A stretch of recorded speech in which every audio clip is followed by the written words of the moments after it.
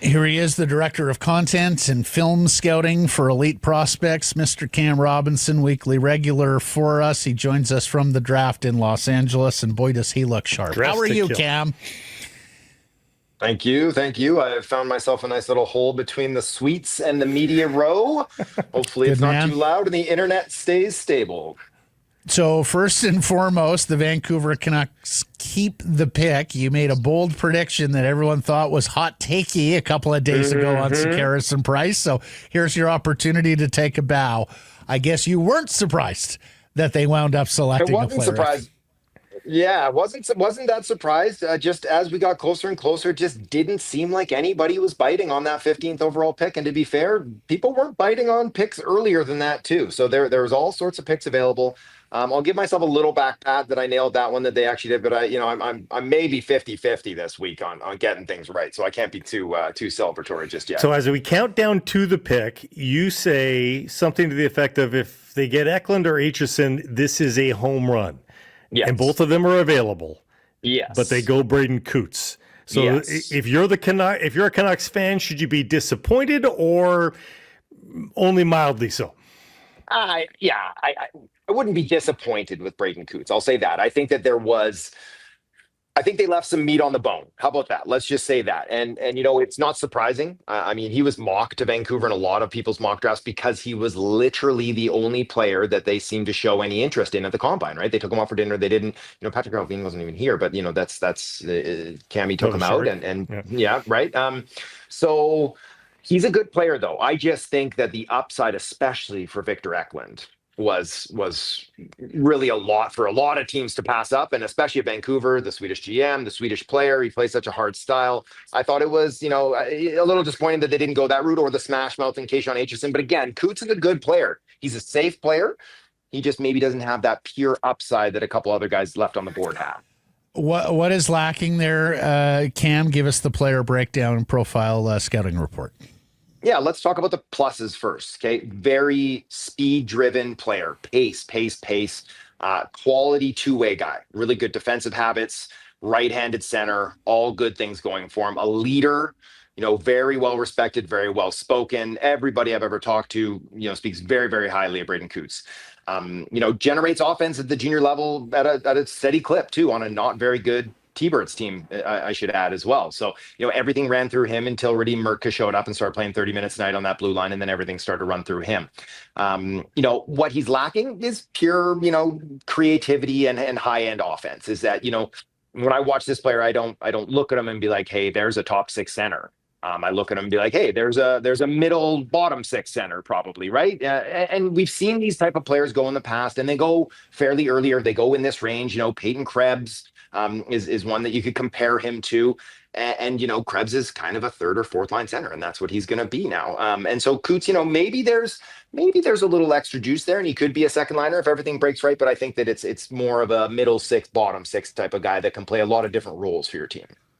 I was going to ask, do you think he will be a primary penalty killer? Do you think he will be a guy protecting a late lead sort of player for them? Yeah, I would say that. And, he's not big, but he's not small. He's kind of a medium-sized player, but like I said, he has good feet, he has good pace, he has good habits, and those are all things that work well on a defensive player down the line too. So yes, I do think that that's the type of player that they're going to be expecting in a few years. Why do you think at this point in the evolution of the Vancouver Canucks they went safe? They went with a guy that is with the higher floor. They wanted a center. I think that was very well known that they wanted a center. And I have no idea if they had Eklund ahead of him on their board and they just decided, hey, we're going to stick with the center. A right-handed center to boot, right? It's a difficult asset to attain versus maybe a hard skill winger. Those can maybe be a little more readily available.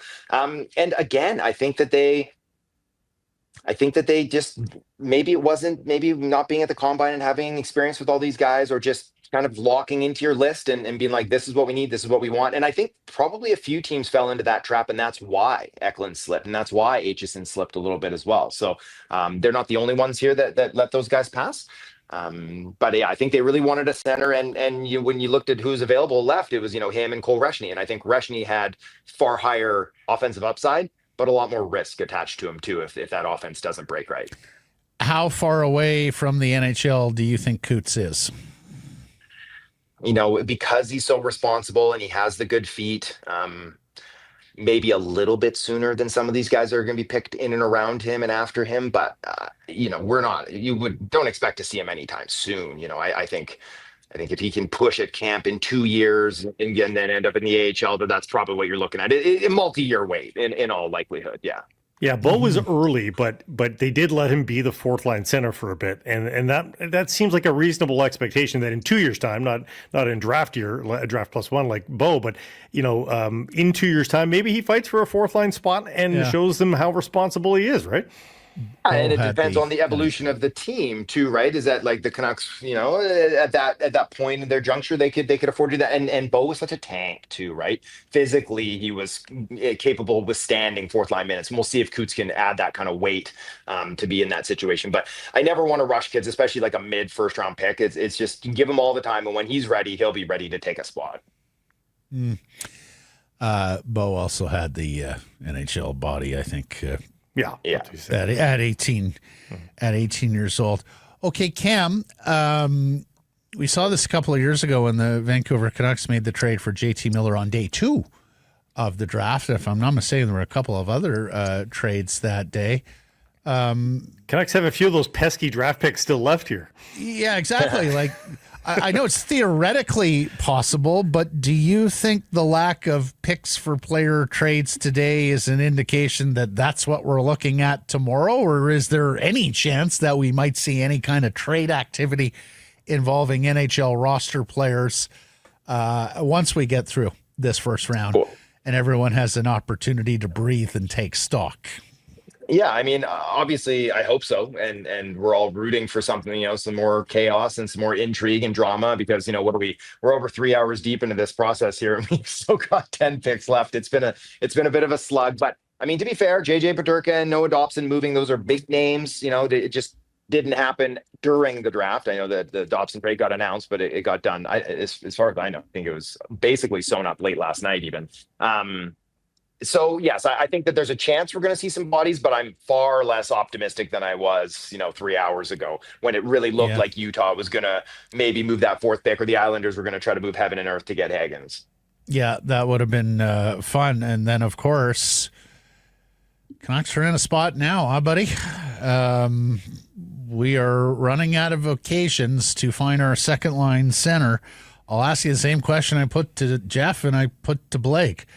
Are we now down to Canucks better win a bidding war for Michael Granlund on Canada Day to fill that 2C role? Oh boy, that'll be a tough pill to swallow. I had somebody reach out to me and say that St. Louis it looks like the favorite for Granlund too, but so we'll see how that actually shakes down. But I mean, there are so many teams that are looking for centers right now. Like there is an awful lot of teams that are looking for it, and that just obviously increases the value of anybody who has one. And there aren't many out there. Marco Rossi, the Canucks have been all over it. They got to up their offer if they want to get him, and that offer included that 15th overall pick. So if Minnesota doesn't love Braeden Cootes, then now you've just lost that trade chip too, right? So it's going to be very difficult for them to make a trade now without carving a big chunk out of their roster to make a play. So you're right, it's going to be bargain bin shopping, or it's like, all right, Philip Hedl, please be a second line center. Yeah. Marvelous stuff, my friend. Thank you for taking some time out at the draft. Thank you for the second hit this week, and I look forward to catching up next week when we have the whole draft class. They have 6 picks, Blake. They may actually come out of this thing with 6 picks, even more if they trade down. You're crazy. Allowed This isn't Carolina. Can Vancouver accumulate picks? Like, you talked to me about Columbus goaltenders having to come from Eastern Europe. Like, is Vancouver allowed to trade down and accumulate picks? Here's something funny before I leave. Real quick before I leave, that the goalie that Columbus just took. Yeah. I got a text immediately after it from a Teams guy going, he's not even 18 years old. I was like, well, how old is he? But I went and jumped on with you guys, so I haven't actually found out. But the Russian age rumors are back, and they're better than ever. Oh, my goodness. Here we go. The forged birth certificates from the Dominican Republic baseball hounds to Russian hockey scouts. And we still await a couple of British Columbians in this first round, Lakovic and Ravensburgen. So we want to see them We want to see them selected before the night, this interminable night, is through. Thank you, Cam. Until next week. All right. Cheers, boys.